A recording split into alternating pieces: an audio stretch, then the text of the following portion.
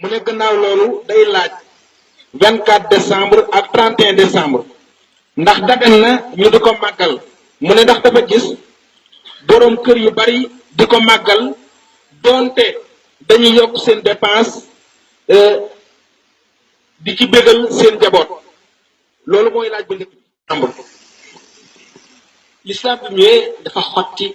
yoonu boppam yoon wi mu xotti lépp lu baax dugg na ci biir lépp lu mu ci dugalul amul njëriñ. Isa alayhi salaatu wasalaam yonent la boo xam ne gannaaw Xaalid ibnu Sinaan moo fi mujj yonent bi sallallahu alayhi wa sallam tegu ci juddu Isa alayhi salaam ba tey ci boppam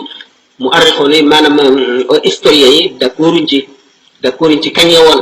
dañoo à peu près rek waaye amuñ ci certitude amuñ ci benn wóolute. ñaareel bi itam yonent bi sallallahu alayhi wa sallam gis na Seydina Omar amee benn page bu bokk ci Tawreet mu di ko liir yonent bi sallallahu alayhi wa sallam mer ba mer mi feeñ ci kanamam mu ne ko giñ naa ci suñu borom ne Muusaa bu doon dund du def lu dul topp ma. moo di kon l'islam dafa dikk ñori lépp lu doon gën a yoon sànni fële tëral yoonu boppam ñi nga xam ne nag ñu ngi koy def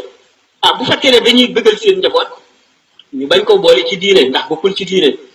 bëggal seen njaboot xëy na ku ne sañ na ko waaye lu tax mu tànn bis boobu xëy na bu fekkente ne dafa gis ne nit ñu bari xale yu bari ñi ngi leen di bëggal te doomam kon dana am lu ko naqari wala dana kii mu bëgg koo naxee xëy na loolu dara nekku ci waaye nga fas ne loo war a def la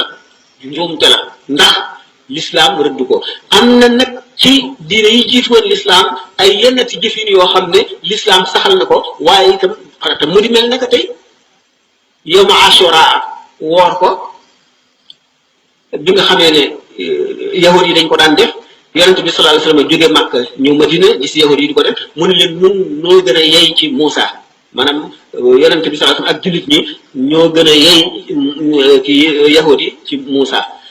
daal di koy digle ne nañ ko woor di ko woor ci cofeel muy di sopp du farata du xam ne ñu di ko woor lu mel noonu nga xam ne kon yonent bi sallallahu alayhi wasallam ci boppam moo ko wax kon yoonal nañ ko kon lu ñu yoonal la waaye loo xam ne yonent bi sallallahu alayhi wasallam nekk na fi ba jóge fi yoonalu ko xulafaa al-arbaa yoonalu ko borom ñeenti ngir ñi yoonaluñ ko bokkul ci l'islam ko defit nañ ko tëral ci leneen dugul ci l'islam waaye bu ko tëral ci l'islam kooku mooy li ma ci mën a tontu ci laaj bu njëkk bi ñaareel